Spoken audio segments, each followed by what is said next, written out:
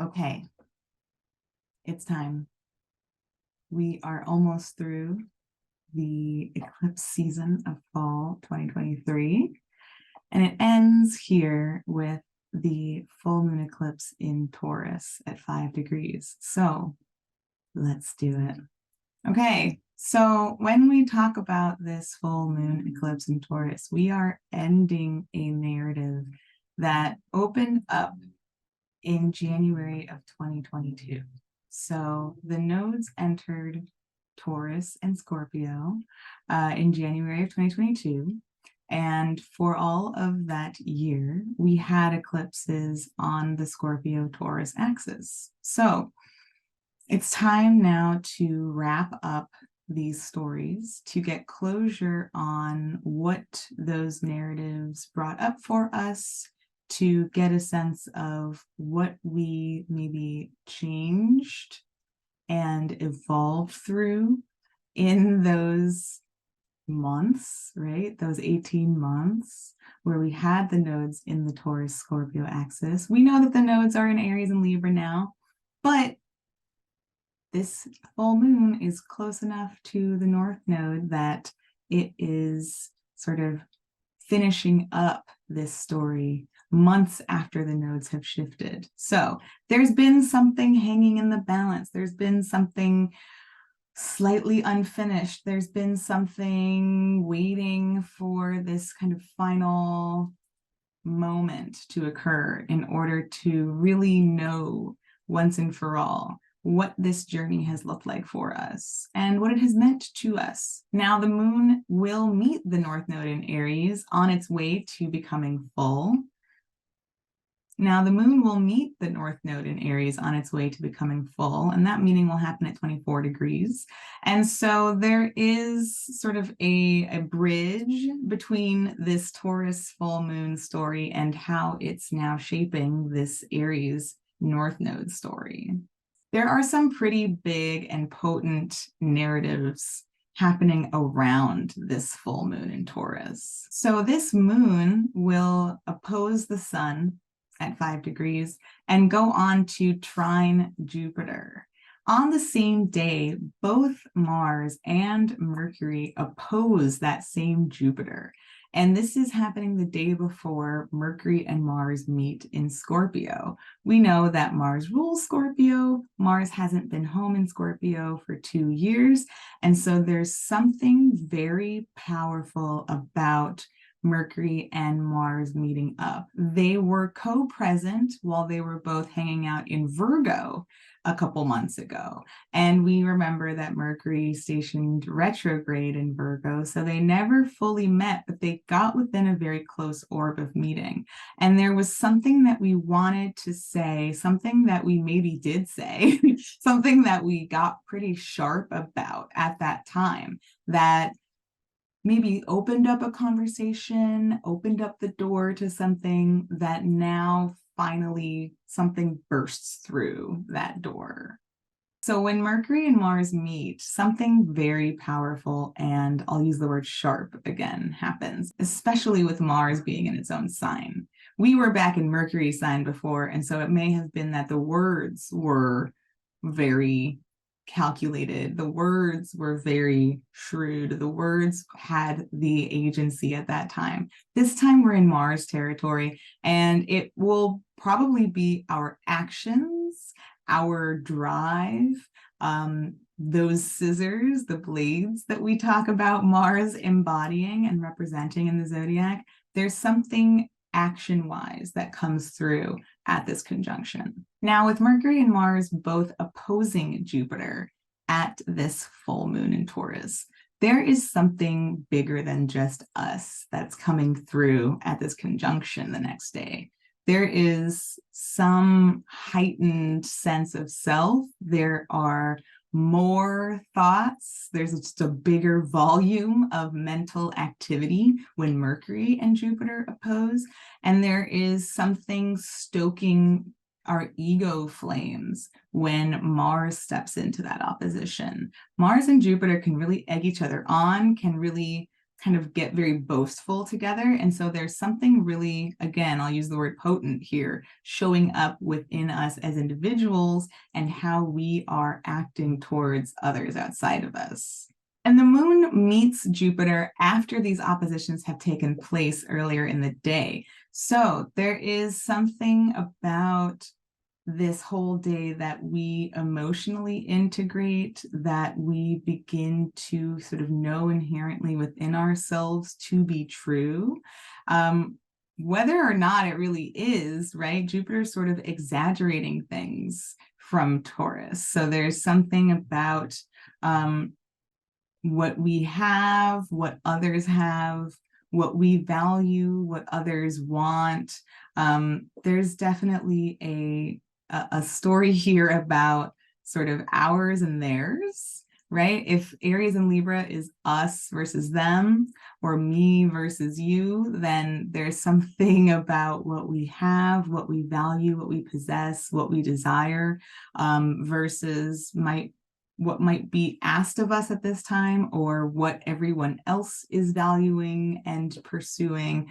So there's something big being explored here. So I mentioned that the moon, while it's in Aries, will meet the North Node. I should also mention that it will square Pluto before it moves into Taurus. So we can see where Pluto is really a big part in at least these first 3 lunations that we're looking at in the entire Libra new moon lunation cycle. We're not getting away from the themes of Pluto anytime soon. It keeps coming up. So there may be something we have been chipping away at in layers that just keeps kind of going, that we keep needing to dig further and further into. And something at this Taurus full moon, it being the final full moon eclipse on this axis, is maybe driving that point home finally. There may be something that we are, again, opening up, that has opened up at the Libra new moon eclipse, that continues to be chipped away at in that Capricorn first quarter moon we had last week, that now in this full moon eclipse is finalized, is finally cracked open in a way that it's going to stay open this time. There's something pretty big happening here. Let's mention too that this moon will meet Uranus. This is after the full moon. This is once it begins to wane, but there is some element of surprise, of breakthrough, of snip, right? That, again, that outside force. I mentioned this in the Capricorn first quarter moon, that sort of surprise energy from something so far out that just interrupts where we are in a pattern in order to finally break us out of it. Okay, let's go ahead and pull some cards and see what the heck we are looking at this full moon. All right, I'll see you there. Okay, here we go. So we are not going to do a recap this time, because this eclipse is part of a narrative that's sort of standing on its own. And so I want to be able to honor all the themes that want to come out of the deck to talk about this final eclipse on this axis. So this is one of the rare times where you will not see me showing you the rest of the cards that we pulled for this lunation cycle.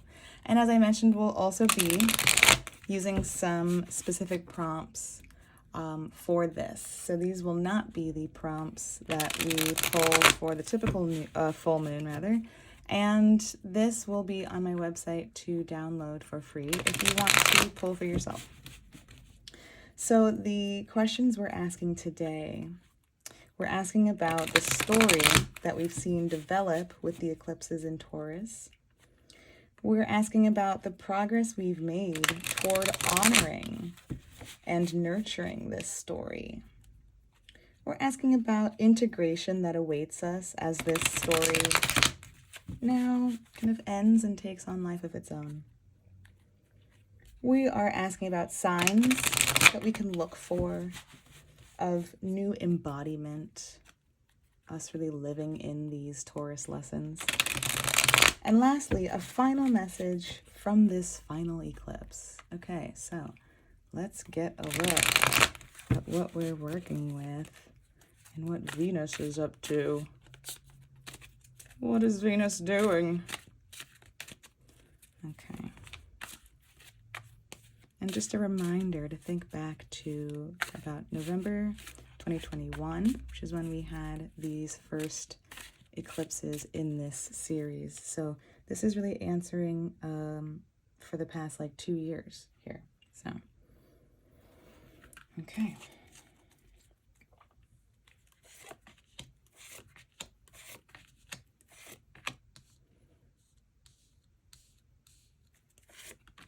Alrighty, here we go.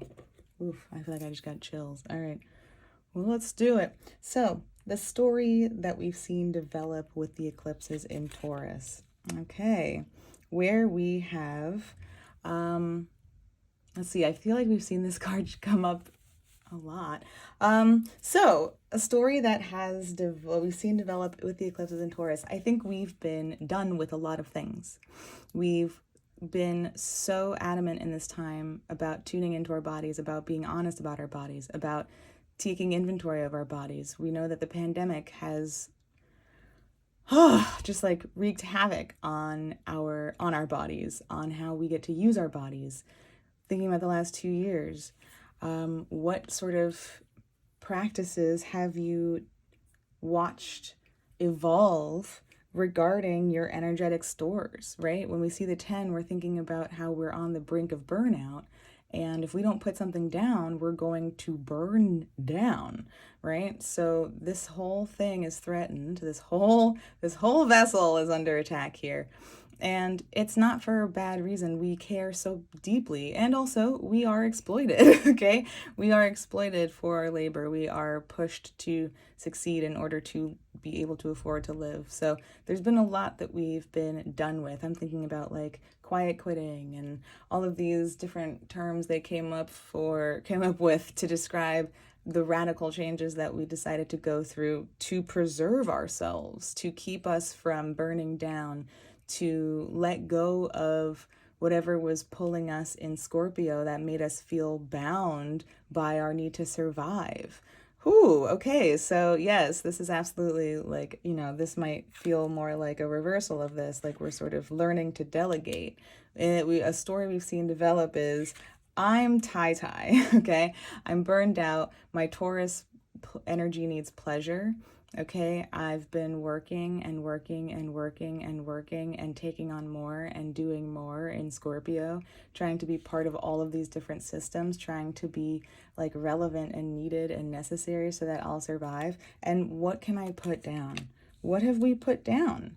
Think about the Taurus part of your chart. What have you put down there that you no longer bear the burden of carrying, that like threatened to sort of engulf you in flames? Rather dramatic beginning, but it's Scorpio season, am I right?